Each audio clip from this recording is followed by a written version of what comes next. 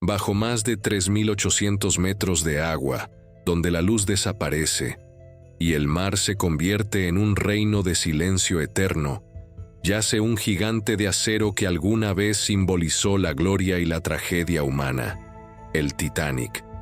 Desde 1912, sus restos duermen en la penumbra, custodiados por la presión aplastante del Atlántico Norte, testigos mudos de más de 1.500 vidas que se extinguieron en una sola noche. Durante décadas, exploradores, científicos y millonarios han sentido la tentación de descender hasta esa tumba de hierro, una obsesión que mezcla fascinación, codicia y la ilusión de desafiar lo imposible. Pero el océano no perdona, y en 2023 cobró un precio brutal a quienes intentaron forzarlo. Ese año, el mundo entero contuvo la respiración ante la desaparición del Titán, un sumergible experimental que buscaba llevar a sus ocupantes al naufragio más famoso de la historia. En cuestión de segundos, 5 personas dejaron de existir, atrapadas en la implosión más silenciosa y letal que se pueda imaginar. El desastre se convirtió en noticia global. El Titán pasó de ser una promesa tecnológica a un nombre marcado por la tragedia. Y el Titanic, una vez más, cobró nuevas víctimas más de un siglo después de su hundimiento. Y sin embargo, la historia no terminó allí. En 2025, un anuncio sacudió al mundo. Una nueva expedición planea regresar al Titanic. Una misión que muchos consideran un acto de redención, y otros, una imprudencia destinada a repetir la tragedia. El 18 de junio de 2023, un pequeño sumergible llamado Titán inició un descenso que parecía rutinario para la empresa Ocean Gate Expeditions. Su objetivo era el mismo que lo había impulsado en viajes anteriores: llevar a bordo a un puñado de aventureros al encuentro del Titanic. Pero esa mañana no fue como las demás. En su interior viajaban 5 hombres: Stockton Rush, el CEO de Ocean Gate y piloto del Titán, un visionario obsesionado con hacer accesible la exploración profunda; Hamish Harding, un multimillonario británico y explorador experimentado; Shahzada Dawood y su hijo Suleiman, de 19 años, miembros de una de las familias más influyentes de Pakistán; Paul-Henri Nargeolet, un reconocido experto francés en el Titanic, con decenas de inmersiones a sus espaldas. La expedición zarpó con retrasos, problemas técnicos y advertencias que nunca fueron escuchadas. Ingenieros externos habían señalado fallas estructurales en el Titán, materiales no certificados y un diseño poco convencional. Pero Rush estaba convencido de que la innovación justificaba los riesgos. A las 8 de la mañana, el sumergible inició su descenso en aguas gélidas frente a Terranova.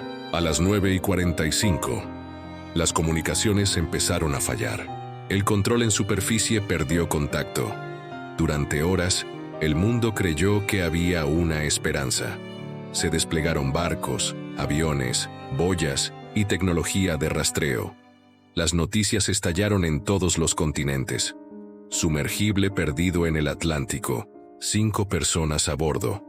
Las redes sociales se llenaron de teorías. Los medios transmitían minuto a minuto, y los familiares esperaban, entre lágrimas, un milagro. Pero el océano ya había dictado su sentencia. Días después, la Guardia Costera de Estados Unidos reveló la verdad. El Titán no estaba perdido ni atrapado. Había implosionado a los pocos minutos de iniciado el descenso. La presión colosal del mar, equivalente a miles de toneladas, aplastó el sumergible en una fracción de segundo. No hubo dolor, no hubo tiempo para el miedo consciente. Solo un instante, y luego, nada. Los restos fueron encontrados dispersos en el lecho marino, a escasos cientos de metros del Titanic. El gigante de acero había sumado a su lista de tragedias 5 nombres más, recordándole al mundo que el mar no acepta desafíos livianos. El desastre del Titán desató indignación y preguntas. ¿Cómo pudo permitirse una expedición sin certificaciones rigurosas? ¿Por qué se ignoraron tantas advertencias técnicas? ¿Era la ambición más fuerte que la prudencia? El Titán se convirtió en símbolo de orgullo, negligencia y tragedia, y mientras las familias lloraban a sus muertos, parecía que nadie más se atrevería a descender hacia el Titanic.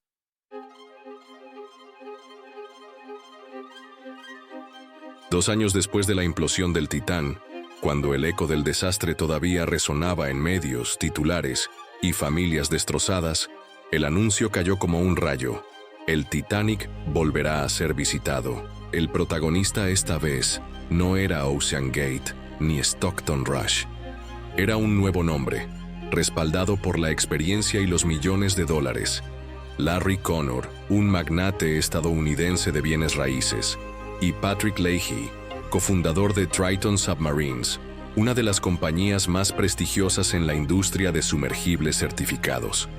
Su plan era claro y ambicioso: construir y lanzar un nuevo vehículo de exploración llamado Triton 4000 Halves Abyssal Explorer, capaz de soportar las presiones del abismo con un margen de seguridad jamás visto.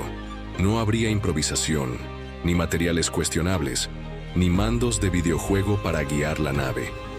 La ingeniería y la prudencia. Connor, que había seguido de cerca la tragedia del Titán, declaró: "No se trata de aventura ciega. Se trata de demostrar que la exploración de las profundidades puede hacerse de forma segura, con respeto por la ciencia y por la vida humana". El anuncio generó de inmediato una ola de reacciones.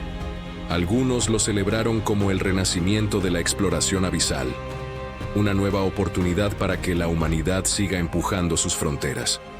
Otros lo vieron como un acto de arrogancia, casi una provocación al mismo océano que había devorado al Titán. Porque el Titanic no es un simple destino turístico. Es un cementerio marino, una tumba de hierro y silencio, y cada expedición que desciende hacia él carga con una sombra inevitable: el recuerdo de los que no volvieron. El Abyssal Explorer promete resistir la furia del Atlántico. Su casco de metacrilato especial, su certificación de clase mundial y su capacidad para alcanzar los 4000 metros lo colocan en otra liga respecto al Titán. Aún así, la pregunta persiste: ¿basta la tecnología para calmar al océano? En 2025, los preparativos están en marcha, y el mundo observa, dividido entre la admiración y el miedo, esperando el momento en que ese sumergible descienda hacia la oscuridad donde el Titanic aguarda.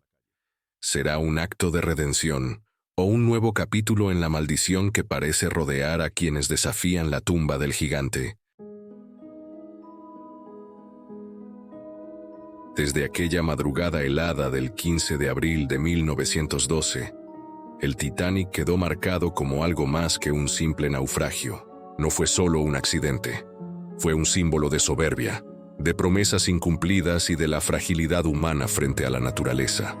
Los sobrevivientes hablaban de gritos ahogados en la noche, del silencio sepulcral que siguió cuando las luces del transatlántico se apagaron y el océano se cerró sobre él.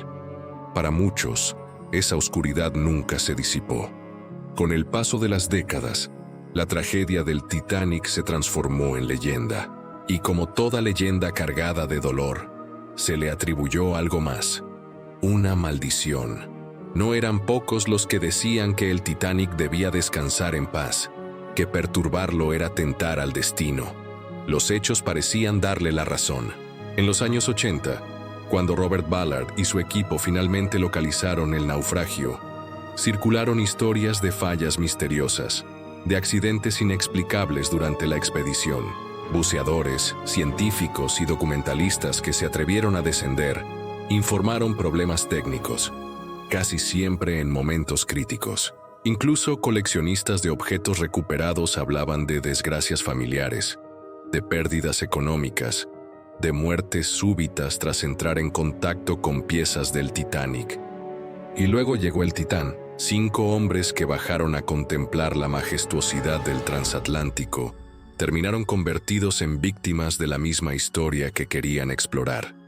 La tragedia fue tan brutal, tan inmediata, que muchos no dudaron en interpretarla como la confirmación definitiva de la maldición. El Titanic es una tumba, repetían voces en los medios. Una tumba que no quiere ser perturbada. El regreso anunciado en 2025 reaviva ese debate.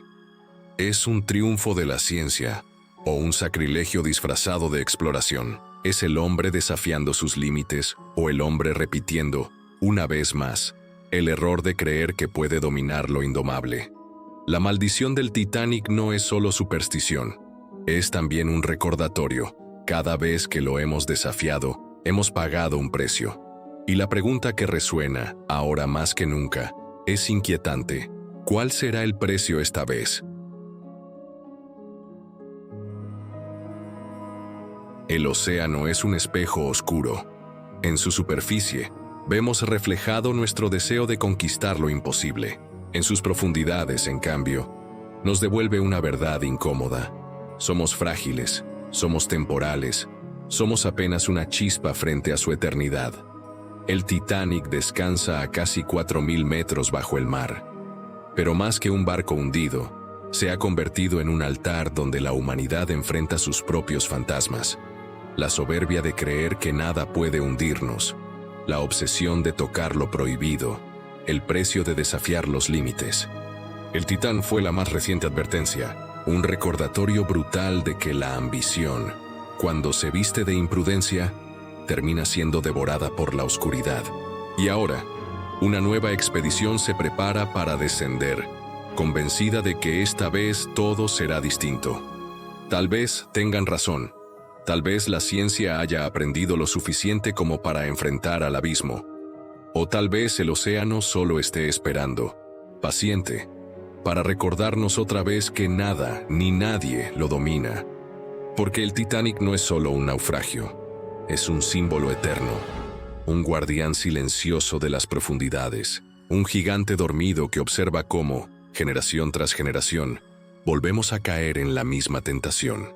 La tentación de bajar a su reino, creyendo que regresaremos ilesos.